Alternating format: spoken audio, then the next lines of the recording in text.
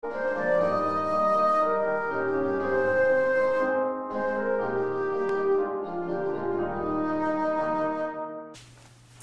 오늘 저는 여러분과 함께 하나님의 관점으로 본 의인과 악인이라는 제목으로 오늘 에스겔서 33장 10절에서 11절을 본문으로 설교하려고 합니다. 자, 제가 에스겔서 33장 10절에서 11절을 읽도록 하겠습니다. 그런즉 인자야 너는 이스라엘 족속에게 이르기를 너희가 말하여 이르되 우리의 허물과 죄가 이미 우리에게 있어 우리로 그 가운데서 쇠퇴하게 하니 어찌 능히 살리요 하라. 너는 그들에게 말하라. 주 여호와의 말씀이니라. 나의 삶을 두고 맹세하노니 나는 악인이 죽는 것을 기뻐하지 아니하고 악인이 그 길에서 돌이켜 떠나 사는 것을 기뻐하노라. 이스라엘 족속아 돌이키고 돌이키라. 너희 악한 길에서 떠나라. 어찌 죽고자 하느냐 하셨다 하라. 아멘. 저는 오늘 하나님의 관점으로 본 의인과 악인이라는 제목으로 오늘 설교를 하려고 합니다. 제가 이렇게 설교를 꾸준히 하고 있는데 이렇게 반응을 보면 많은 분들이 이 설교를 받아들이지 못하고 힘들어하면서 오히려 그것을 싫어하는 분들이 많아요. 이런 그 표현을 설교자가 쓴다는 건 어떤 면에서는 좋지 않습니다. 항상 긍정적으로 잘 될 것이다 이렇게 하는데 저는 그 이유를 세 가지로 분석을 해봤습니다. 왜 제 설교가 어필이 안 될까? 첫째는요, 제가 하는 그 설교가 그 기존 정통 개신교 신학이 가르치는 구원론을 거스르기 때문에 많은 분들이 그거를 받아들이질 못합니다. 물론 로마 카톨릭 신학이든 개신교 신학이든 이게 지금 제 전문가적인 입장에서 평가해 보면 잘못된 신학에 의해 기독교 구원론이 왜곡되어 있어요. 많은 부분이. 그러다 보니까 제가 성경적 구원론을 아무리 이렇게 간절하게 설교한다 할지라도 이 왜곡된 구원론과 정면 충돌하면서 이게 이제 받아들여지지가 않은 것입니다. 이제 그런 첫 번째 이유가 있고요. 이제 두 번째는 제 설교가 그 신학적 설교다 보니까 신학이라는 게 좀 어렵지 않습니까? 좀 그 어떤 그러한 신학적 설교를 이해하기가 어렵습니다. 보통 그 우리 한국 교인들은 구수하게 부흥사들이 하는 그런 설교에 쉬운 설교에 익숙하다 보니까 신학적 설교는 좀 어려울 수밖에 없습니다. 그러면 이렇게 이제 바꿔서 한번 생각해 봅시다. 제가 신학적 설교를 하지 않고, 신학적 용어도 쓰지 않고, 그냥 단순하게 하나님의 말씀에 있는 것을 그대로 전한다고 합시다. 그런데 그래도 받아들이질 않아요.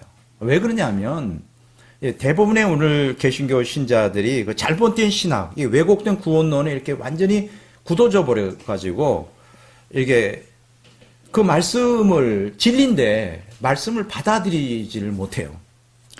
자, 그러면 한 가지밖에 없죠. 그 잘못된 신학에 의해 왜곡된 구원론, 이제 그 왜곡된 구원론이 그 잘못된 신학의 틀에 의해서 아주 고착화되어 있기 때문에, 그러면 그 왜곡된 구원론을 타파하기 위해서는 잘못된 그 신학, 그렇죠? 그거가 왜 잘못됐는지 바른 신학의 그 도구를 들고 그걸 깨야 되거든요. 그러니까 신학은 신학으로 깨야 돼요.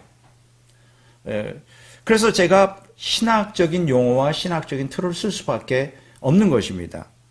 그렇지 않으면 절대 그냥 제가 순수히 복음을 전해가지고는 절대 누구도 그거를 받아들이지를 않습니다. 신기하지 않아요? 제가 성경에 있는 말씀을 바르게 헬라어, 히브리어, 원어까지 분석해 가면서 맥락 속에서 아무리 정성스럽게 전해도 그거를 진리로 받아들이잖아요. 그럼 성경을 진리로 받아들이지 않으면 어떻게 합니까? 그래서 그 이유가 이제 잘못된 신학의 틀로 왜곡된 구원론에 이렇게 물들어 있기 때문에 그래요. 그러니까 이게 참 여러분, 여러분들은 이렇게 생각이 쉬워요. 그냥 진리의 말씀을 들으면 받아들이지 않겠냐? 절대 그렇지 않습니다. 진리를 전파하여도 잘못된 신학의 틀에 의해서 왜곡된 구원론이 딱 고쳐가 되면 그 틀로, 그 인식의 틀로 성경을 해석하게 돼 있어요. 왜 이단이 같은 성경을 쓰면서도 왜 정통 교리를 부인합니까? 그 잘못된 신학적 틀 때문에 그렇거든요. 아무리 성경 말씀을 가지고 이만희가 보혜사가 아니다. 성경이 요한복음 14장에 성령을 보혜사라 그러는데 아무리 얘기해도 이 사람들은 그걸 안 받아들여요. 이만희가 보혜사라는 거예요. 그 틀을, 그 신학적인 틀을 전제로 하기 때문에 안 받아들이는 거예요. 이게 이제 저로서의 고민인 거예요. 그래서 그 잘못된 신학의 틀을 파쇄해야만, 파쇄할 수 있는 도구가 뭡니까? 바른 신학의 틀로 파쇄하는 거죠. 그래야만 이제 왜곡된 구원론을 성경적 구원으로 전환할 수가 있어요. 신학자로서 이런 고민이 있는 것입니다. 제가 뭐 신학적 용어를 뭐 지적인 것을 자랑하게 쓰는 게 아니에요. 예, 그래서 근데 이제 이게 쉽지가 않죠. 이해하기 어렵던 게. 세 번째는 뭐냐? 제 설교가 그 왜곡된 구원론에 근거한 인본주의적 설교가 아닌 성경적 구원론에 근거한 신본주의적 설교이기 때문에 안 받아들여요. 이 역설적이죠. 아니 신본주의적 설교 얼마나 좋습니까? 하나님 중심적인데. 그런데 그렇지가 않아요. 사람들은 본성적으로 신본주의적 설교보다는 인본주의적 설교를 또 좋아하죠. 왜냐하면 인본주의적 설교는 나의 영적 탐욕과 육적 탐욕을 채워주는 설교거든요. 나의 그 심리적인 행복을 충족시켜주는 설교죠. 그러다 보니까 신본주의적 설교를 싫어해요. 역설적이죠. 자, 마태복음 15장 1절 9절에서 예수님 바로 그 문제를 다루고 있어요. 그때 당시 예수님은 장로들의 전통으로 일컬어주는 그 유대교 신학, 이 유대교 신학이 이제 잘못된 신학이죠. 이 유대교 신학이 뭐라고 예수님 말씀에 하나님의 계명을 범하게 만든다 그래요. 그리고 하나님의 말씀을 폐하게 만든다는 거예요. 그러면서 예수님이 하신 말씀이 이거는 사람의 계명이다. 사람의 계명이다. 야, 무섭지 않아요? 유대교 신학. 그러니까 그때 당시 예수님 당시에 유대교인들은 유대교 신학에 근거하여 하나님 말씀을 해석하고 천국을 가고자 하는, 영생을 얻고자 하는 그 갈망을 갖고 있었어요. 그런데 이 유대교 신학이 잘못된 거예요. 인본주의적이에요. 인간의 계명이에요. 오히려 그것이 하나님 말씀을 범하게 만들고 하나님의 계명을 폐하게 만들어요. 이게 오늘날 이러한 인본주의적 신학에 근거한 이러한 설교들을 교인들이 좋아하죠. 근데 그걸 가지고는 구원받을 수가 없어. 그걸 가지고는 성화될 수도 없어. 그걸 가지고는 이 땅에서 하나님의 생명을 누릴 수도 없어. 그렇지만 내 욕구를 채워주기 때문에 사람들이 신본주의적 설교보다 인본주의 설교를 좋아하는 거예요. 여러분, 우리가 기억해야 될 것은 우리가 예수 믿고 거듭나면 다 진리를 좋아할 거다 착각하지 마세요. 거듭났어도 언약 백성이라 할지라도 옛사람의 욕망을 따라 사는 신자들은 거기에 지배를 받으면 하나님의 진리를 싫어하게 되어 있어요. 놀랍지 않아요? 거듭났는데 아니 어떻게 하나님의 생명 그 안에 있는데 어떻게 진리를 싫어한단 말이냐? 아니에요. 물론 새 사람으로는 진리를 사모하지만 새 사람보다 옛 사람이 득세하면 진리를 싫어하게 되어 있어요. 이게 거듭났다고 문제가 해결되는 게 아니라는 거예요. 여러분 한번 들어보십시오.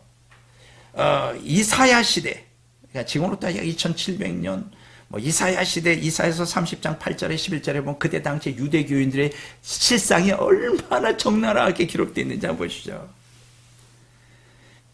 유대교 언약 백성이 이런 얘기를 하는 겁니다. 이제 가서 백성 앞에서 서판에 기록하며 책에 써서 후세에 영원히 있게 하라. 이거는 이제 하나님이 얘기하시는 거죠. 대저인은 폐역한 백성이요 거짓말하는 자식이요 여호와의 법을 듣기 싫어하는 자식이라. 언약 백성이 그렇다는 거예요. 그들이 선견자들에게 이르기를 선견하지 말라. 선지자들에게 이르기를 우리에게 바른 것을 보이지 말라. 우리에게 부드러운 말을 하라. 거짓된 것을 보이라. 너희는 바른 길을 버리며 첩경에서 돌이키라. 이스라엘의 거룩한 일을 우리 앞에서 떠나시게 하라 하는도다. 이사야에게 뭐라고 얘기하느냐. 그때 당시에 유대교 신자들이 언약 백성이 진리를 전하지 말라는 거예요. 싫다는 거예요. 우리에게 부드러운 말, 그게 거짓말이라도 좋아. 그냥 내 마음이 심리적으로 행복했으면 좋겠어. 뭐 이런 거. 바른 길 보이지 마. 이런 거. 여러분 오늘 기독교인들이 그렇지 않습니까? 진리를 정말 싫어하는 시대. 여러분 신약 시대에도 똑같은 종말에 이러한 일들이 벌어질 것을 바울 사도가 성령의 계시를 통해 깨닫게 됩니다. 디모데후서 4장 3절 4절에 보면 때가 이르리니 사람이 바른 교훈을 받지 아니하며 진리를 싫어한다는 거예요. 귀가 가려워서 자기의 사익을 따를 스승을 많이 두고 그 귀를 진리에서 돌이켜 허탄한 이야기를 따르리라. 진리에서 돌이킨다는 거예요. 허탄한 이야기를 따른다는 거예요. 제가 정말로 이 신학자로서 이 오늘날 기독교를 평가해 보면서 너무너무 가슴이 아파요. 진리를 사랑하는, 진리를 따라 행하는 기독교인들을 찾아보기가 커요. 그것이 저에게 큰 고통이에요. 그게 너무 안타까운 것입니다. 오늘 대다수 기독교인들은 칭의 구원론과 견인의 교리에 고착화된 한 번 구원은 영원한 구원이라고 하는 왜곡된 구원론을 신봉하고 있어요. 오늘 대부분 다 그렇게 믿고 있습니다. 이런 왜곡된 구원론은 성경적 구원론과 정면 충돌해요. 그래서 이 기독교인들로 하여금 성화의 길로 가는 것을 아주 차단해버려요. 심지어는 구원의 길로 가는 것조차 원천 봉쇄를 해버려요. 여러분, 칭의 구원론이, 견인의 교리가 한 번 그런 영원한 구원이 진리라면 제가 외치죠. 근데 그게 진리가 아니란 말이에요. 그래서 이게 제 이제 고민이 큰 겁니다. 여러분, 예수님이 유대교 신학에 근거하여 왜곡된 구원론을 가르쳤던 그 당시 신학자들과 목회자들에게 다음과 같은 엄중한 선언을 하신 것은 오늘 왜곡된 구원론을 가르치는 개신교 신학자들과 목회자들에게도 동일하게 적용되는 거예요. 마태복음 23장 13절에 보면 13절에 15절에 보면 이런 말씀이 있어요. 화 있을진저 외식하는 서기관들과 바리새인들이여, 너희는 천국문을 사람들 앞에서 닫고 너희도 들어가지 않고 들어가려고 하는 자들도 들어가지 못하게 하는도다. 야, 비극입니다. 자신들도 안 들어가. 근데 들어가고자 하는 자도 들어가지 못하게 막고 있어. 이게 얼마나 저주스러운 거예요. 이게 얼마나 무서운 거예요. 목회자들, 이런 사람들 저주받는 거예요. 화 있을진저 외식하는 서기관들과 바리새인들이여, 너희는 교인 한 사람을 얻기 위하여 바다와 육지를 두루 다니다가 생기면 너희보다 배나 더 지옥 자식 되게 하는도다. 얼마나 무서운 얘기예요. 너희보다 더 배나 지옥 자식을 만든다. 여러분, 목회자의 가장 중요한 사명이 무엇일까? 나는 그렇게 생각해요. 목회자들의 심리적으로 행복하게 만들고 목회자들이 신자들을 기쁘게 만드는 그거는 중요하지 않습니다. 그러려면 심리치료사를 가든지, 그러려면 차라리 뭐 오락하는 게 낫지. 세상에 얼마나 재밌는 게 많아. 세상에. 교회에서 그런 거 추구하는 건 아니에요. 교회에서 목사한테 기대해야 되는 게 여러분들이 어떻게 하면 하나님을 바로 믿고 진리를 바로 깨달아 천국에 갈 수 있을까? 이거 가장 중요하지 않을까요? 나는 그렇게 생각해. 최고의 목회자가 누굴까? 천국으로 바르게 인도하는 목회자. 비록 쓴소리를 할지라 진리가 내 옛사람에게는 맞지는 않지만 회개를 촉구하고 진리의 길을 제시해 줄 수 있는 것. 그리고 이 땅에서 하나님의 생명을 누릴 수 있도록 그 비법을 갖고 있는 목회자. 그리고 그렇게 살아가는 목회자. 나는 그 최고의 목사라고 생각해요. 그렇지 않나요? 여러분, 누가 최고예요? 내가 예를 들어서 내가 암에 걸렸으면 내 암의 병을 고칠 수 있는 의사가 최고 아닌가? 근데 암 전문의라고 그러면서 엉뚱한 소리 하는 거야. 엉뚱한 소리 고치지도 못해. 그냥 위로의 말만 해. 기분 좋은 말만 해. 그건 가짜죠. 그건 돌팔이죠. 여러분, 저는 여러분들에게 아무것도 줄 게 없어요. 제가 가지고 있는 게 단 한 가지가 있어요. 나는 그게 너무나 감사한데 천국에 가는 바른 길을 제가 알고 있어요. 그리고 제가 그 길을 가고 있어요. 제가 말만 하지 않고 저거 가고 있다고. 더 중요한 건 개신교는 이게 굉장히 결핍되어 있는데 하나님의 생명을 이 땅에서 누리기 위하여 제일 중요한 게 뭐냐? 죄로부터 해방되는 거예요. 우리 개신교인들은 대부분 칭의 구원론, 죄가 그냥 덮여지고 죄 용서 받는 것만 배웠지 죄에서 해방되는 송화에 대한 실제적인 교리도 거의 결핍되어 있고 그렇게 사는 목사들도 많지 않아. 근데 저는 물론 과거에는 죄 가운데 매여 있었으나 오랜 세월의 영적 투쟁을 통해 죄에서 벗어나는 그러한 죄에서 해방되는 삶을 살고 있잖아요. 제가 경험하고 제가 그 죄로부터 벗어나 하나님의 생명을 누리는 그 영적 깊은 원리를 알고 있어요. 그래서 제가 하라는 대로 하면 되는데 말을 듣질 않아. 왜 그런지 알아요? 사람들이 싫어하고 왜곡된 구원에 완전히 청착되어가지고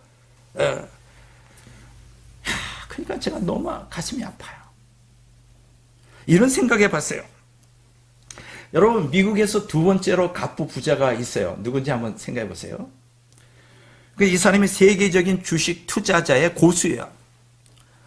뭐 이렇게 하면 금방 알겠죠. 워런 버핏이라고 많이 들어봤어요. 이 사람이 이렇게 자기 점심 식사를 갖다가 경매에 내놨어. 나하고 점심 식사하는데 얼마를 투자할 것이냐. 그래서 한 사람이 낙찰을 봤어. 점심 식사 1시간 반 동안 얼마를 냈겠어요?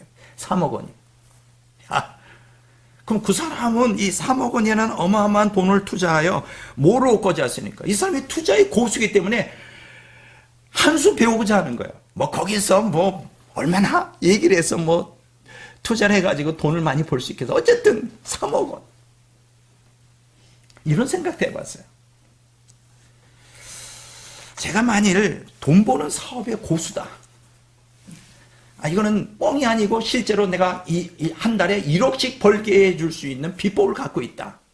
실제로 그렇게 또 나한테 배운 사람은 그런 돈을 벌더라. 그러면 어떨까요? 아마 여기 미어질 거야. 회비 100만 원씩 걸어도 여기 1000명 아니라 10,000명 아니라 100만 명까지 모일지 몰라. 나는 세계 최고의 교회가 세워질 수 있어.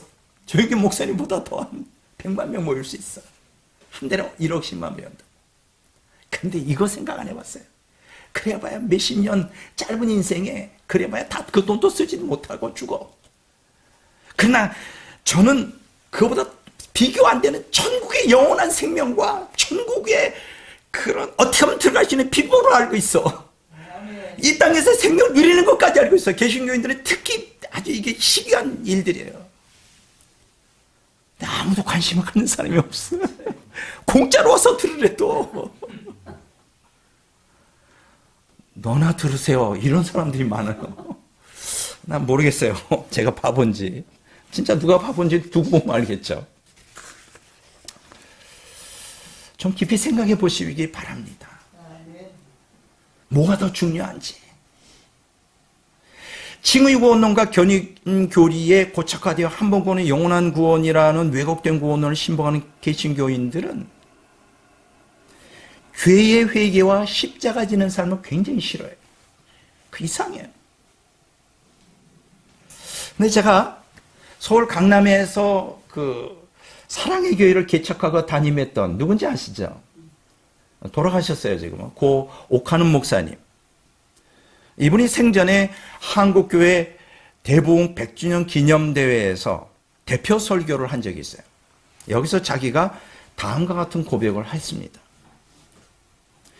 교인들에게 믿기만 하면 구원받는다고 하면 성도들은 아멘 합니다.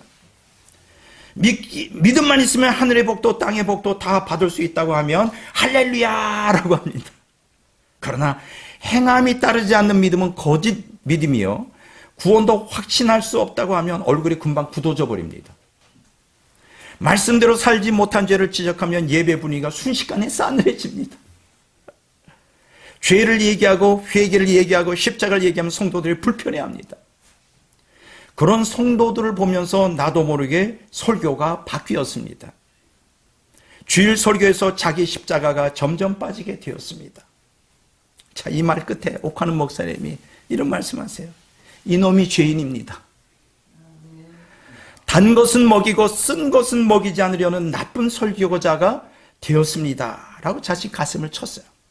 그래도 이분은 양심이 있는 사람이에요. 대다수 목사들은 이게 뭘 의미하는지도 몰라. 많은 기독교인들을 지옥으로 끌고 가고 있다는, 지옥으로 끌고 가고 있다는 것조차 몰라요. 그래도 이 옥하는 목사님은 대단한 능력자예요. 왜냐하면 저는 그게 안 돼. 타협이 안 돼. 차라리 나보고 죽으라는 게 낫지. 나보고 적당히 혼합주의적 설교하라는 건 난 이게 도저히 안 돼, 이게. 그러니까 저는 순교자적 신앙 가지고 살다 가는 거예요. 인기가 없어도. 어떻게 해? 나 이게 안 되는 걸. 오늘 저는 에스겔서 33장 10절에 11절의 본문으로 설교하려고 합니다. 그런데 설교의 범위가 오늘 말씀 10절 11절에 더 확장되어서 에스겔서 33장 1절에서 20절과 동일한 주제를 다루고 있는 에스겔서 3장 16절에서 21절, 18장 1절에서 32절까지 포함하는 거예요. 같은 내용을 다루고 있어요. 그러니까 여러분들이 이 세 구절들을 비교해 가면서 함께 이 설교를 들어야 됩니다. 자, 그런데 이 세 구절은 잘 들으세요. 신구약 성경 전체를 통틀어 하나님의 관점으로 본 의인과 악인에 대한 말씀을 다루고 있어요. 그러니까 여러분들이 하나님이 의인이라고 칭할 때 그걸 누구를 의인이라고 말하는지, 하나님이 악인이라고 규정할 때는 누구를 두고 악인이라고 말하는지 이걸 잘 분별하셔야 돼요. 그런데 이 세 구절들을 쭉 읽다 보면 반복적으로 나오는 아주 중요한 단어가 하나 나와요. 반복적으로. 그게 뭐냐면 악인이라는 단어예요. 한번 읽어보시면 악인이라는 단어가 계속 반복적으로 나와요. 자, 그런데 자, 우리 개신교인들은 칭의 구원론에 고착화되어 있지 않아요? 그래서 이 구절을 읽을 때 어떻게 읽느냐? 이 악인은 불신자를 말하는 거구나. 왜냐하면 칭의 구원론에 의하면 우리는 죄인이었지만 예수님의 피가 우리의 죄를 덮어 하나님의 의롭다고 선언했기 때문에 우리는 의인이 되었다는. 그래서 오늘 대다수 개신교인들 칭의 구원론을 고수하는 자들은 자기가 의인이라고 착각을 해. 의인. 왜냐하면 이게 고정되어 있어. 의인. 그래서 성경에 죄인 하면 그거는 나에게 속하이지 않는 얘기야. 신약이든 구약이든 죄인이라고 하면 그거는 불신자 얘기하는 거지. 딱 그렇게 해석을 해버려요. 그래서 칭의 구원론에 근거하면 이 세 구절에서 언급하는 의인은 예수님을 믿는 신자를 의미하고 악인은 예수님을 믿지 않는 불신자를 의미한다고 이렇게 자기 나름대로 추측을 생각을 합니다. 자, 그런데 성경을 자세히 한번 보시기 바랍니다. 칭의 구원론의 해석과는 달리 본문에서 악인을 하나님께서는 누구라고 적시하고 있느냐. 충격이에요. 이게 충격 먹어야 돼. 이스라엘 백성. 하나님께 불순종하는, 말씀에 불순종하는 이스라엘 백성, 언약 백성을 악인이라고 말하고 있어요. 충격이야. 이럴 때 충격 받아야 돼. 에스겔서 33장 11절 다시 읽습니다. 너는 그들에게 말하라. 주 여호와의 말씀이니라. 나의 삶을 두고 맹세하노니 나는 악인이 죽는 것을 기뻐하지 아니하고 악인이 그의 길에서 돌이켜 떠나 사는 것을 기뻐하노라. 이스라엘 족속아, 보세요. 돌이키고 돌이키라. 너희 악한 길에서 떠나가라. 어찌 죽고자 하느냐 하셨다 하라. 자, 그러니까 여기서 악인에 대해서 얘기하면서 누굴 딱 적시해요? 이스라엘 족속아. 이스라엘 족속이 악인이라는 거예요. 여러분, 이런 설교 들어봤어요? 듣도 보도 못했죠. 어떻게 예수 믿는 사람을 하나님이 악인이라고 지적하냐. 성경에 다 나오는 얘기예요. 제 얘기가 아니잖아요. 본문에서 이스라엘 언약 백성을 하나님이 악인이라고 규정한 것은 칭의 구원론의 고차가 된 개신교인들을 아주 경악스럽게 만듭니다. 입에 담을 수 없는 신성 모독 정도로 다룬다는 거예요. 본문 말씀을. 칭의 구원론을 신봉하는 개신교인들은 이 구절들은 자신에게 적용되지 않는다고 생각해요. 이렇게 또 둘러대요. 왜냐하면 구약은 그래 좋다. 이게 언약 백성을 악인이라고 해봤자. 그런데 기독교인들에게는 적용이 안 돼. 왜냐하면 구약은 율법과 행위 구원이고 신약은 은혜와 믿음 구원이기 때문이지. 그 구약에서는 당연히 율법을 어긴 언약 백성 유대인들은 악인이 될 수 있어. 그건 기독교인이 아니야. 그때는 예수님 오기 전이었고, 지금 예수님 온 다음에는 행위도 필요 없고, 율법도 필요 없고, 그냥 하나님의 은혜로 무조건 믿기만 하면 되는 거야. 또 이렇게 둘러대. 하여간 우리가 이 말씀을 왜곡하는 데는 머리가 아주 천재적인 우리 개신교인들이에요. 아무 관계가 없다. 이건 유대교인들만 관계되는 거야. 또 이렇게. 과연 그럴까? 과연 구약에서만 그 언약 백성이 말씀 순종할 때 악인이라고 신약에는 그게 없느냐? 신약에도 있어요. 그러니까 성경을 제대로 읽지 않는 거지. 보고 싶은 건 보는 거예요. 그런데 이게 더 충격적인 사실이 있어요. 자, 하나님께서는 말씀에 순종하지 않는 언약 백성을 악인이라고 규정할 뿐 아니라 그 악인이 죄에서 돌이키지 않으면 그 죄악으로 말미암아 반드시 멸망할 것이라고. 멸망이 뭐예요? 지옥 간다는 얘기지. 아, 또 이게 충격이네요. 자, 그러면 이러한 언약 백성에 대한 경고는 구약의 유대교인들에게만 국한되는 하나님의 구원 원리였을까? 아니에요. 여러분, 신약 성경에서도 예수님께서 사도들 이 신약 성경 전체에 이 구약에처럼 동일한 내용이 적용돼요. 언약 백성이라도 말씀에 순종하지 않으면 악인으로 규정되고 지옥 간다. 그게 신약 성경에도 많이 나와요. 근데 왜 목사들은 이런 설교를 안 하는 걸까? 왜냐면 싫어하니까. 아까 오카는 목사님 얘기 들었죠? 죄 얘기하고 너가 죄인이다. 십자가 질문을 아주 교인들이 싫어요. 그러면 교회 문 닫아야 돼. 아니면 목사가 쫓겨나든지. 목사가 쫓겨나야 돼. 싫어하니까. 여러분, 에스겔 선지자는 하나님께 진리의 파수꾼으로 선택을 받아요. 에스겔이 이 말씀을 전할 때 핍박이 없었을까요? 많은 사람들이 손가락질하지 않았을까? 너는 거짓 선지자야. 너 선견하지 마. 예언하지 마.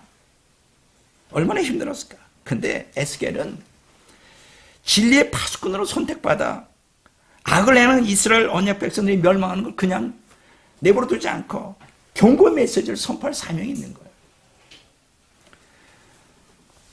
제가 이 에스겔서 33장을 굉장히 귀하게 여기는 이유가 있어요. 왜냐면 제가 고등학교 3학년 때 여름방학 때 이제 진로를 고민해야 되잖아요. 제가 일반 대학을 가야 되느냐, 신학대학을 가야 되느냐. 뭐 그런 고민 가운데 그 해는 어쩜 그렇게 더웠는지. 그러니까 독서 시작이 있어요. 여름방학 8월 때. 내가 잊혀지지도 않아. 독서 시는 얼마나 더워요. 근데 거기서 계속 기도하면서 성경 읽고 있는데 어느 날 가르쳐 달라고. 내가 신학대학을 가야 되는데 근데 신학대학 가면 부모님들이 등록금 안 대준대. 우리 외삼촌이 너무 고생을 한 거 보고 너 목사 원하지 않다. 목사 하려면 또 이렇게 얘기하시더라고. 너가 직장을 다니면서 교회에서 월급 받지 말고 그거 쉬운 게 아니다. 그냥 무료로 봉사하면서 얼마나 좋아. 그럼 목사를 하래. 일단 일반 대학을 들어가라. 아니면 안 되어준다는. 그래서 나는 하나님의 뜻이 뭔지를 그냥 몇 달 동안 기도를 했는데 갑자기 계시형이 임하시더라. 근데 그날 이상하게 에스겔서 33장 1절에서 9절을 읽게 되었어요. 그게 뭐냐 하면 에스겔을 진리의 파수꾼으로 부르시는 내용이 거기 나와요. 근데 그게 이제 성령께서 막 그 말씀을 해석해 주면서 나를 하나님께서 신학대학에 들어가라는 신호로 확신하게 됐어요. 그래서 저는 이 구절이 나보고 목사가 되라는 거구나. 그 정도 차원에서만 끝났어요. 그래서 일단 신학대학을 했는데 오랜 세월이 지났죠. 40대, 50대, 60대 이제 지금 와서 생각해 보니까 단순히 신학대학을 가서 목사만 되는 게 이 에스겔서 33장 1절 9절에 진리 파수꾼으로 저를 세운 목적이 아니었더라고요. 신학자였어요, 바로. 나는 그때 몰랐죠. 신학자라는 게 있는지도 몰랐죠. 그러니까 하나님께서 저에게 이 마지막 때 이 예레미야 당시처럼, 이사야 당시처럼, 에스겔 당시처럼 진리를 싫어하고 하나님을 반역하는 이 언약 백성들이 득실거리는 그 세상 속에서 사명을 받은 거죠. 그의 이 사명이 얼마나 힘들겠어. 저도 안 그러겠어요? 진리를 선포하면 사람들이 막 환호는 둘째치고라도 좀 그걸 배척 안 하고 그냥 말씀이 너무 좋네요. 뭐 변화되었다든 그러면 좀 기분이 좀 보람도 있는데 그런 사람은 거의 없어. 있긴 있어요. 소수야. 소수. 진리의 말씀을 듣고 변화되는 사람이 소수는 있어. 근데 그거 가지고 내가 그거 하려고 내가 수십 년을 갖다 이 고생을 하고 있느냐 이거지. 아마 이사야도 예레미야도 에스겔도 똑같은 마음이었을지 몰라. 왜냐면 열매가 없잖아. 복음의 진리를 전하면 받아들이질 않아요. 박해라니까. 제가 깨달았어요. 이 진리를 전파하는 지금 제가 신학자로서 오늘날 개신교인들이 진리를 엄청 싫어한다. 그래서 제가 하나님이 저에게 에스겔처럼 진리의 파수꾼으로 저를 불러주신 그 사명을 감당하는 것도 결코 쉽지 않다는 걸 알게 됐어요. 지금 알게 됐어요. 자, 그렇지만 하나님은 이렇게 에스겔에게 말씀하셔요. 이건 저에게도 그대로 적용되는 건데 에스겔서 2장 3절에서 5절에 보면 이런 말씀이 있어요. 인자야 내가 너를 이스라엘 자손 곧 패역한 백성 나를 배반하는 자에게 보내노라. 너는 그들에게 이르기를 주 여호와의 말씀이 이러하시다 하라. 그들은 패역한 족속이라. 그들이 듣든지 아니 듣든지 그들 가운데 선지자가 있으면 할지니라. 안 들을 거야. 근데 이거 하나는 징표로서 보일 거야. 선지자, 진짜 선지자 하나. 참 기가 막히죠.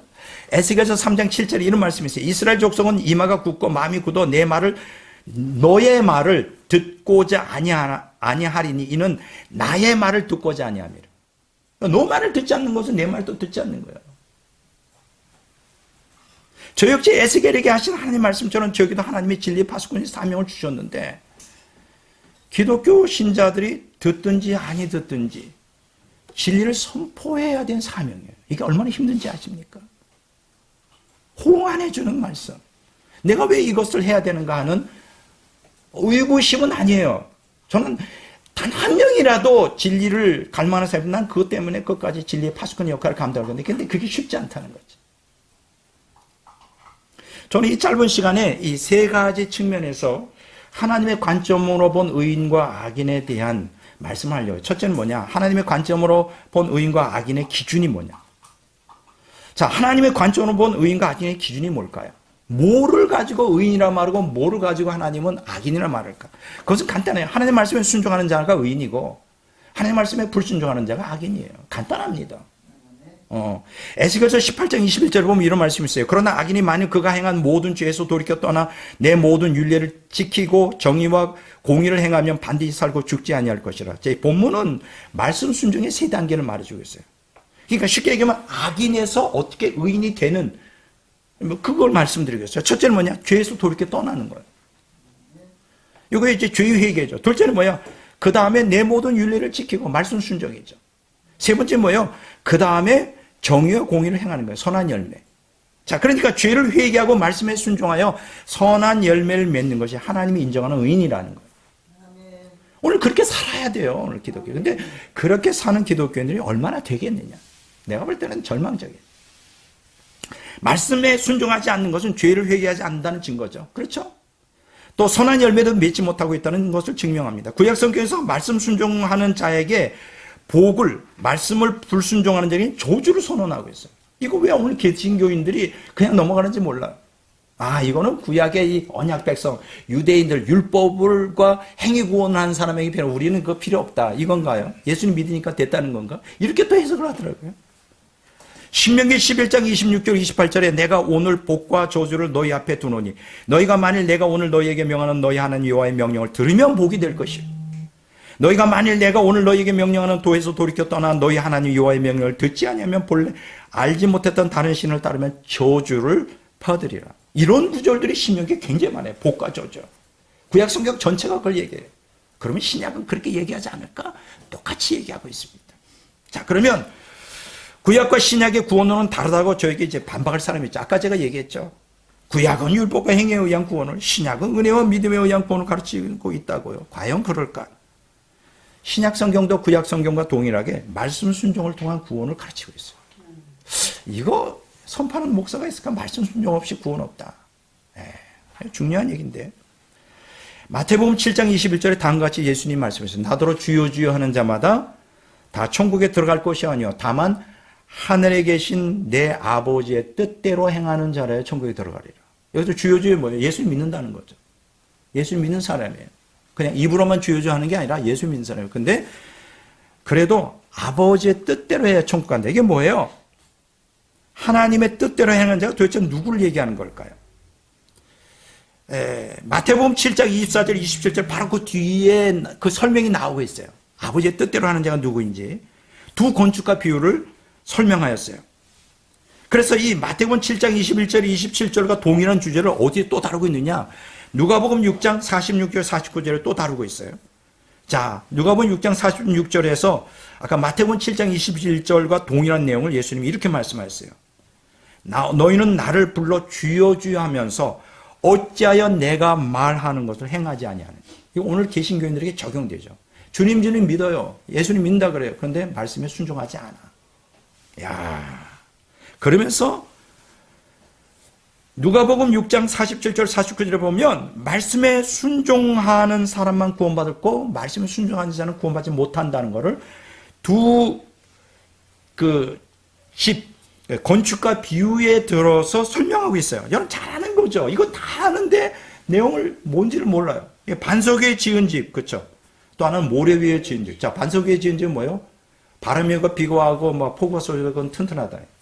모래 위에 지은 집은 뭐예요? 비가 내리고 물이 불어나고 바람이 불어 집에 부딪히면 무너져 파괴된다는 거예요. 무너짐이 심하리라. 여기서 무너짐이라는 게 마태복음 7장 21절에 되어 있는데 푸토시스라 그래요. 이게 뭐냐면 멸망과 죽음이에요. 그러니까 망한다, 멸망한다, 지옥 간다. 그럼 모래 위에 지은 집이 뭐예요? 말씀에 순종하지 않아요. 행하지 않는. 말씀을 그냥 듣고 그냥 넘어가는. 행함 없는 믿음. 말씀을 순종하지 않는 믿음은 그거는 쓸데가 없어요. 그건 죽은 믿음이에요. 야고보서 2장에. 근데 많은 기독교인들이 그걸 몰라. 자기를 속이고 있어. 마귀에게 속고 있어. 그래서 내가 생각할 때는 교회를 수십 년 다니고도 대다수 기독교인이 지옥 갈 거라.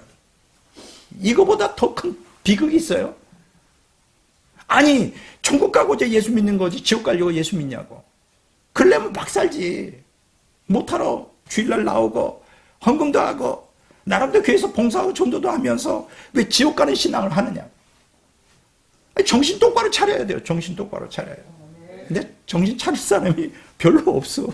내가 아무리 여기 강대상에서 방방 뜨고 목소리를 외치고 그냥 사정하고 절교하고 애걸해도 안 들어. 그렇다고 내가 돈을 내놓으라는 것도 아니고 나를 잘 대해달라는 것도 아니고 나는 아무것도 원하지 않아요. 그냥 우리가 말씀 듣고 하나님 뜻에 순종한다면 난 그게 목회자로서 최고 성공한 것이고 최고로 좋은 거로 내 말을 듣질 않아. 대다수가. 뭐 조금 듣는 사람도 있긴 있어요. 소수지만. 그 사람들은 제가 하려는 대로 했더니 막 생명 충만을 얻고 막 승리하는 삶을 살아. 근데 그런 사람이 많지 않다. 누가복음 6장 49절에 보면 마태복음 7장 27절에 그냥 무너짐이 심하다 이렇게 얘기했는데 누가복음 6장 49절은 무너져 파괴됨이라고 얘기했어요. 더 강하게 멸망과 죽음을 강조해주고 있어요. 야고보서 2장 14절 26절에 보면 행함이 없는 믿음은 죽은 믿음이라고 야고보가 경고하고 있어요. 이게 뭐예요? 말씀 순종 없이 구원 없다는 거죠. 성경은 하나님을 믿음은 하나님께 순종하는 거로 가르치고 있어요. 히브리서 11장 8절에. 그리고 그것은 하나님 말씀에 순종하는 것이라고 예레미야 26장 4절에 또 가르치고 있어요. 이거 똑같아요. 예수님 믿음은 예수님께 순종하는 거예요. 요한복음 3장 36절에. 그리고 그것은 예수님의 말씀에 순종하는 거예요. 베드로전서 2장 7절 8절에. 그리고 하나님을 믿음으로 생명을 얻는다는 말은 신명기 30장 20절에 하나님 말씀에 순종함으로 생명을 얻는다는 뜻과 동일한 거예요. 요한복음 12장 50절에. 이와 마찬가지로 예수님을 믿음으로 생명을 얻는다는 말은 요한복음 6장 40절 47절에 예수님 말씀에 순종함으로 생명을 얻는다는 뜻과 동일한 거예요. 요한복음 8장 52절. 자, 이렇게 이 말씀이 이렇게 종합적으로 풀어지는데, 나는 예수님 믿으니까. 말씀 순종이 뭐가 필요해? 그거 아니에요. 자, 두 번째로. 하나님의 관점으로 본 의인과 악인의 특성이 뭘까? 말씀에 순종하는 의인과 말씀에 불순종하는 악인 사이는 어떤 특성을 가지고 있을까? 이제 오늘 이 말씀을 보면 여러분들이 다 드러납니다. 나는 지금 어떤 삶을 살고 있는가? 나는 의인인가? 나는 악인인가? 악인이면 빨리 회개하고 돌이켜야 되겠죠. 자, 말씀에 순종하는 의인의 특성을 보겠습니다. 말씀에 순종하는 의인에 대한 하나님의 평가가 나와 있어요. 세 가지 나와 있어요, 성경에. 첫째는 뭐냐? 하나님을 사랑하는 자예요. 말씀에 순종하는 하나님을 사랑하는 거구나. 내가 하나님을 사랑한다면서 말씀 불순종한다고 그거 사랑하는 거 아니에요. 내가 어떤 여자를 사랑하는데 매일 두드러 패? 그 사랑하는 거 아니지. 신명기 30장 16절. 하나님을 경외하는 자예요. 말씀 순종하는 자. 신명기 10장 12절. 말씀 순종하는 자 하나님을 의지하는 자예요. 신명기 3장 20절. 말씀 순종하지 않으면 하나님을 의지하지 않는 거예요. 하나님을 경외하지도 않는 거예요. 자, 그러면 말씀 순종하는 의인의 선한 행실을 잘 들어보세요. 어떤 삶을 살까? 에스겔서 18장 5절 9절에 나와요. 사람이 만일 위로 와서 정의와 공의를 따라 행하며 산 위에서 재물을 먹지 아니하며 이스라엘 족속의 우상에 눈을 들지 아니하며 이웃의 아내를 더럽히지 아니하며 월경 중에 있는 여인을 가까이 하지 아니하며 사람을 학대하지 아니하며 빚진 자의 저당물을 돌려주며 강탈하지 아니하며 줄인 자에게 음식물을 주며 벗은 자에게 옷을 입히며 별일 위하여 구워주지 아니하며 이자를 받지 아니하며 스스로 손을 금하여 그 죄를 짓지 아니하며 사람과 사람 사이에 진실하게 판단하며 내 율례를 따르며 내 규례를 지켜 진실하게 행할진대 그는 의인이니 보세요. 그는 의인이니 반드시 살리라 주 여호와의 말씀이니라. 그게 뭐예요? 하나님 사랑 이웃 사랑이지. 여기는 주로 이웃 사랑에 대해서 집중적으로 얘기하죠. 오늘 개신교인들이 정말로 이웃을 사랑하고 있을까? 말씀을 따라. 그럼 그 사람 의인이에요. 아니라면 악인이죠. 자, 말씀 순종하는 의인이 하나님께 받는 것들이 있어요. 하나님의 인자하심 얼마나 좋아요. 그걸 받아요. 시편 25편 10절 하나님의 복을 받아요. 신명기 6장 24절 예레미야 7장 23절 그리고 그 영혼이 자유로워요. 요한복음 8장 32절 그리고 그 안에 평강이 있어요. 시편 119편 165절 그리고 하나님이 행복을 주셔요. 신명기 10장 13절 그리고 은혜를 부어주셔요. 출애굽기 20장 6절 그리고 삶이 풍성하게 돼요. 신명기 11장 13절 14절 그리고 형통하게 돼요. 여호수아서 1장 7절 8절 이걸 약속하고 보장하고 그대로 행하셔요. 얼마나 좋습니까? 야, 이 말씀 순종해야 되겠다. 자, 그러면 두 번째는 보겠어요. 말씀에 불순종하는 악인의 특성이 뭘까? 말씀에 불순종하는 악인에 대한 하나님의 평가를 보세요. 이런 말씀 불순종한 자를 불법 행하는 자라고 마태복음 7장 23절에 말해요. 그리고 거짓된 자라고 시편 116편 158절에 말해요. 하나님을 반항하는 자라고 말씀하세요. 시편 78편 56절. 하나님을 경외하지 않는다 그래요. 신명기 28장 58절. 교만한 자라고 말해요. 누가복음 9장 16절.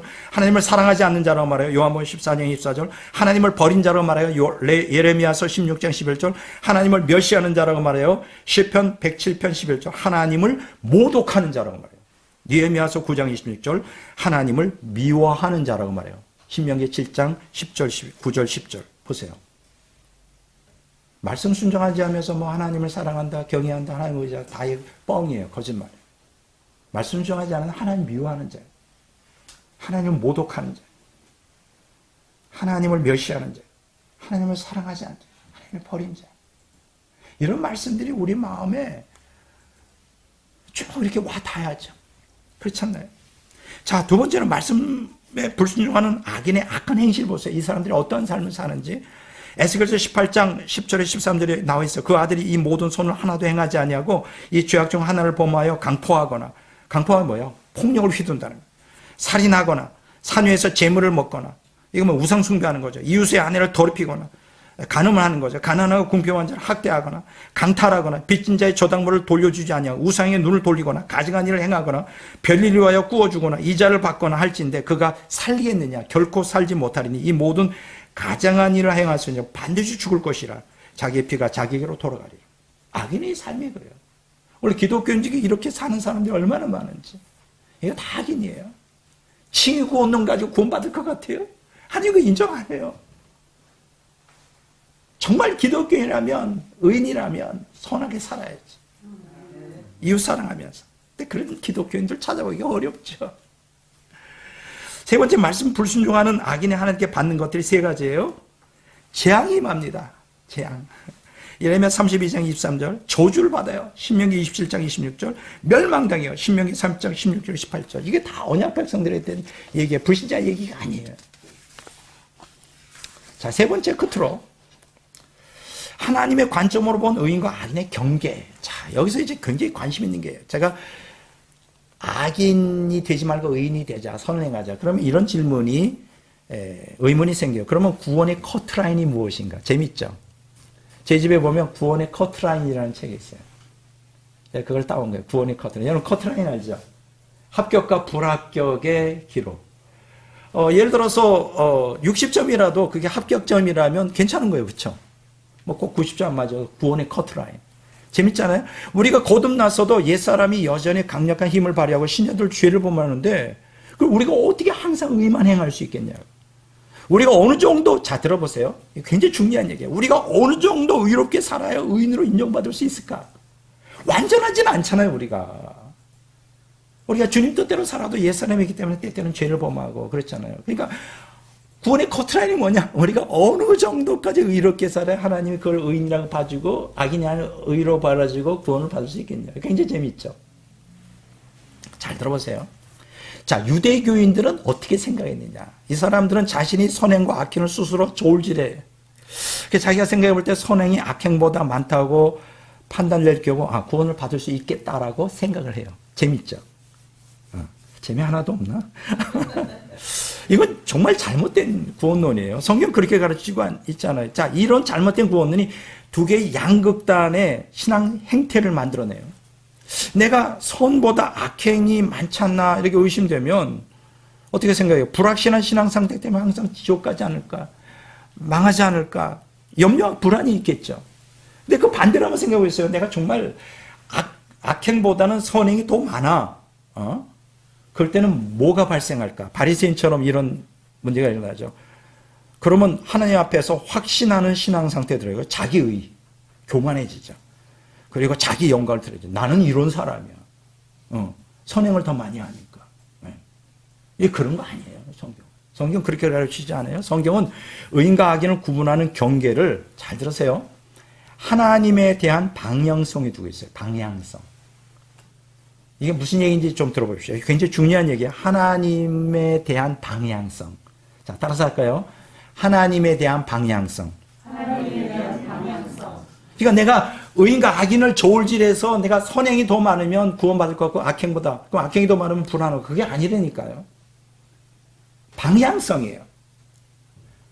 directness, toward, 뭐뭐 향해 가는 방향성. 자, 에스겔서 33장 18절에 나와요. 만일 의인이 돌이켜, 악인이 돌이켜, 의인이 돌이켜 그 공의에서 떠나 죄악을 범하면 그가 그 가운데서 죽을 것이고, 만일 악인이 돌이켜 그 악에서 떠나 정의와 공의대로 행하면 그가 그로 말미암아 살리라. 여기에 해답이 있어요. 그러니까 내가 지금까지 평생 의롭게 살았어. 근데 죽기 얼마 전에 악인으로 돌아섰어. 지옥 가는 거예요. 과거의 그 공덕의 창고가 아니야. 내가 쌓아놓은 그가 뭐든 내가 돌아서서 마귀로 돌아가면 그건 죽는 거예요. 근데 이런 것도 있지. 내가 평생 악하게 살았어. 근데 죽기 전에 죽을 때가 되면 철든다는 얘기처럼 이거 잘못된 거야. 정말 이 우평강도처럼 그런 사람도 있어요. 가끔. 많진 않아. 어떤 사람은 그래. 나는 5분 전에 나는 회개하고 예수님. 근데 그게 힘들어. 평생 악하게 살았으면 거기서 돌이키는 게 너무 힘들어. 그러니까 평소에 잘해야지. 평소에 의롭게 살아야지. 악하게 살다가 5분 전에 회개하겠다. 그건 하늘의 별따기야. 거의 불가능해. 악하게 살았어도 막판에 회개한다? 구원받는 거예요. 이게 방향성이에요. 이해가 되시는지 모르겠어요. 그러니까 의롭게 살았어도 평생 악을 행하며 말씀에 순종하지 않으면 마지막 판에 멸망하는 거예요. 악인이 악하게 살았어도 죄에서 돌이켜 막판에 말씀에 순종하면 구원받는 거예요. 구원도 멸망도 하나쯤에 이루어지는 게 아니에요. 방향성이에요. 죄에서 돌이키는 신자의 회개를 지속적으로 하며 거룩을 끝까지 추구하면 구원을 받게 될 것이고, 죄에서 돌이키지 않고 신자의 회개를 지속적으로 하지 않아 불의를 끝까지 추구하면 멸망을 당하게 되는 거예요. 구원과 멸망은 현재 진행형이에요. 그러니까 현재 지금 나이가 어디를 향해 있느냐? 하나님을 향해 있느냐? 마귀를 향해 있느냐? 내가 거룩을 추구하느냐? 내 욕망을 따라 살아가고 있느냐? 지금 내가 천국을 향해 가고 있냐? 세상을 향해 있냐? 그것이 나의 운명을 결정하는 거예요. 현재 지금 진행이에요. 지금 나의 신앙이 뭐냐? 중요한 게 과거에 그거는 중요하지 않아요. 그것도 물론 굉장히 중요하겠죠. 과거에 내가 선을 행한 거. 계속 지속이 돼야죠. 고린도전서 1장 18절 이런 말씀이 있어요. 십자가의 도가 멸망하는 자들에게는 미련한 것이요, 구원을 받는 우리에게는 하나님의 능력이라. 근데 본문에 보면 멸망하는이라고 하는 단어가, 헬라어가 현재 분사형으로 써있어요. 그러니까 멸망을 향해 지금 계속하고 있는. 구원을 받는도 현재 분사형으로 되어 있어요. 구원을 향해 계속하고 있는. 그러니까 여러분, 구원이라는 것은 칭의 구원론처럼 뭐 한 번 구원받았으니까 뭐 아무리 죄를 범해도 구원이 견인의 교리 때문에 한 번 구원이 영원한 거 그런 뜻이 아니에요. 성경 그렇게 가르치고 있지 않아요? 그러니까 하나님에 대한 방향성과 하나님에 대한 신자의 회개 여부, 그것이 구원과 멸망을 결정하는 경계가 돼요. 그래서 방향을 잘 잡아야 돼요. 언제나 하나님께로. 내가 옛사람 때는 죄를 범했다. 그럼 다시 돌이키면 되지. 방향을 돌이켜서 하나님을 향하여 회개하면 돼. 신자의 회개. 근데 구원받은 신자의 회개가 없어요. 회개하면 그 구원받은 게 아니래요. 한 번만 딱 회개를 해야 된대. 예수 믿을 때. 그런 게 어디 있어요. 구약 성경에도 신자의 회개가 가득 차 있는데. 있어요. 내가 다음번 설교에 그거 할 거예요. 하나님께로 돌아가자. 제목이에요. 다음번 설교. 이제 다음 주에요. 꼭 이제 한 달에 보면 5주가 있더라고요. 내가 2주에 한 번씩 하면 제가 널널한 마음이 편한데 꼭 또 준비를 해야 돼. 이제 하나님께로 돌아가자. 그 설교를 좀 할 거예요. 근데 여러분들이 이제 좀 더 쉽게 이해하기 위해서 이렇게 설명을 해보겠어요. 제가 이제 미국에 유학할 때 아주 매우 급하고 중요한 일 때문에 제가 볼티모어에서 시카고로 논스톱으로 하이웨이를 타고 14시간을 달린 적이 있어요. 쉬지 않았어요. 단 한 번도. 급해서. 14시간. 야, 대단해요. 오토크루즈 시스템이 있었어요. 올스모빌에. 그걸 딱 해놓고 페달 한번 악셀레이터 딱 밟으면 그 페달 빼놔도 그냥 가. 쫙 가지. 그게 이제 미국 대륙을 횡단하는 건데 중간 반 정도 횡단하는 거예요. 그 14시간 걸리더라고요. 자, 보세요. 제가 볼티모어를 향해서 하이웨이를 달립니다. 여러분들 달린다고 생각해요. 근데 그 볼티모어에서 시카고로 가는데 이 시카고가 하나님이라고 생각해 봅시다. 그럼 하나님을 향해 계속 가야 되죠. 근데 마음이 수틀렸어. 나 싫어, 거기 가기가. 다른 길로 가. 이렇게 나가는 길이 있잖아요. 엑시트 있잖아요. 뭐 여러 가지가 있어. 그러면 다른 길로 가면 시카고로 갈 수 있을까? 못 가요. 그럼 멸망하는 거예요. 반대로 얘기해 봅시다. 시카고, 내가 향해 가는 시카고가 막이라고 그럽시다. 근데 죄를 범하는 계속 삶을 살아. 그냥 그대로 가면 그냥 지옥 가는 거예요. 이렇게 살다가 지옥 가게 되면 돌이켜. 거기서 나갈 수 있잖아요. 하이웨이를 쭉 타고 가다 얼마든지 다른 방향으로 나가요. 그럼 어떻게 될까? 천국 가는 거지. 지옥 가지 않고. 이게 방향성이에요. 지금 내가 여러분들이 물어보신 것은 지금 여러분들이 성화가 얼마나 됐느냐.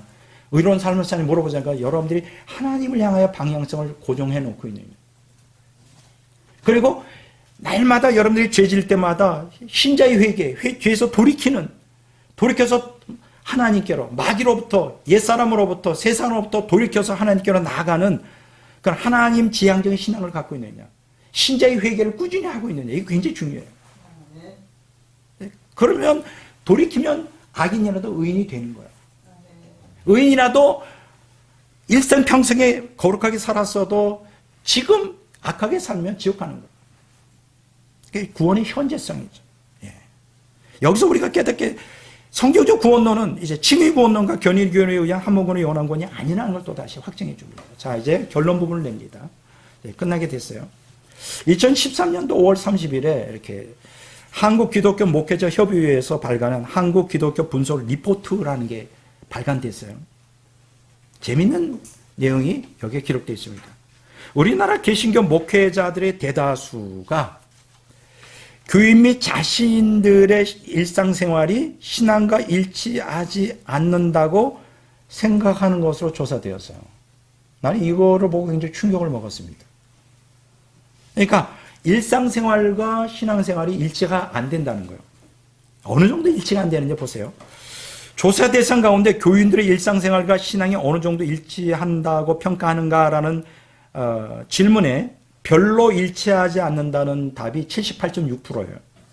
전혀 일치하지 않는다는 답이 8.4%예요. 이걸 합치면 87%의 신자들이 일상생활과 신앙생활이 일치하지 않아요. 그 얘기 뭘까요? 말씀 순종 안 한다는 거죠. 말씀대로 살지 않는다. 달라? 대단하죠? 87%. 자, 그런데요. 목회자들 자신에 대한 평가는 더 아주 심각했어요. 별로 일치하지 않는다고 고백한 목회자가 82%예요. 야, 이거 큰일 났네. 그러니까 목사님들이 평소의 삶은 세상적인 욕망을 따라 그냥 사는 거예요. 설교 단에 올라갈 때만 거룩해. 말씀만 거룩하게 해. 근데 그 자기가 선포하는 말씀대로 안 살아. 야, 이거 심각한 거예요. 82%. 그리고 전혀 일치하지 않는다는 목회자가 15.4%예요. 그럼 이 사람들은 전혀 일치하지 않으면 세상 불신자보다 더 악하게 사나? 난 모르겠네. 그래서 이걸 합해보니까 97.4%가 일치하지 않는다고 그랬어요. 야, 이건 뭐 잘못된 거 아닌가? 내가 잘못된 거 아니죠, 통계. 82%, 15%니까 97.4%네. 그러니까 97.4%의 목회자들이 하나님의 말씀대로 안 살아요. 일치하지 않아요. 신앙생활, 일상생활이. 이걸 다 통틀어서 보니까 교인과 목회자 자신에 대한 평가에서 매우 일치한다는 응답이 얼마나 나왔을까요? 빵. 한 사람도 없었어. 진짜 너무 충격이야. 너무 슬픈 일이야. 말씀대로 살지 않아. 그러니까 오늘 이 개신교가 이렇게 몰락할 수밖에 없는 거예요. 생명이 없지. 생명이 없어요. 이 통계는 개신교인들의 신앙에 말씀 순종이 결여되어 있음을 단적으로 보여주고 있죠. 이것은 말씀 순종과 신자 회개 없이도 구원이 가능하다고 주장하는 칭의 구원론과 견인의 교리에 의한 한 번 구원의 영원한 구원이라는 왜곡된 구원론이 완전히 개신교를 장악하고 있는 증거예요. 뭐 그렇게 꼭 살아. 예수 믿으니까 그냥 구원받게.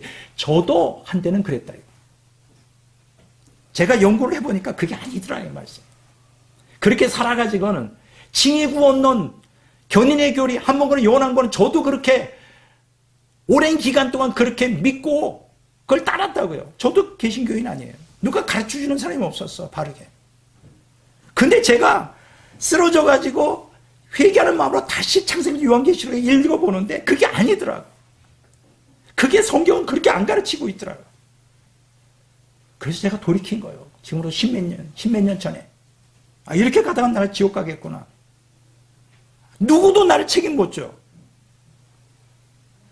나와 말씀 앞에 1대1로 독대해서 그 말씀 앞에 정직하게 나를 돌아봤더니 내가 이렇게 살아가지고 이게 칭의 구원론, 견인의 교리, 한 번 구원의 영원한 구원이라는 이 교리 가지고는 여기에 맞춰서 신앙생활 해가지고는 절대 내가 천국 못 가겠구나는 걸 결론이 낸 거예요. 말씀을 따라가야 되겠구나. 그래서 제가 그대로 가고 있고 여러분들에게 이 말씀을 그대로 선포하는 거예요. 우리는 죄에서도 이렇게 말씀에 순종하며 하나님께 돌아가야 악인에서 의인으로 인정받을 수 있고 멸망이 아닌 구원을 받을 수 있습니다. 이것이 성경적 구원론의 핵심이에요. 저는 오늘 이 설교를 듣는 여러분들이 좀 자기 영혼을 소중하게 여기고 지옥 가면 안 되잖아요. 너무나 소중한 영혼이잖아요. 천국 가야 되잖아요. 오늘 제가 설교하는 말씀을 그냥 흘려떠내 보내지 말고 좀 심각하게 고민하면서 자기를 돌아보는 귀한 시간이 됐으면 좋겠어요. 자, 설교를 끝내면서 에스겔서 33장 11절, 본문 말씀 끝에 부분이에요. 한번 읽고 끝내겠습니다. 이스라엘 족속아, 돌이키라. 너희 악한 길에서 떠나라. 어찌 죽고자 하느냐. 이 메시지의 핵심, 이 말씀이 오늘 개신교인들에게 마지막으로 드리고 싶은 좀 간절한 소원을 갖고 있는 하나님의 말씀이에요. 오늘 이 말씀을 오늘 듣고 깨우치고 죄에서 돌이켜 악인에서 의인이 되는, 인정받는 성도들이 되시기를 주의 이름으로 축원합니다.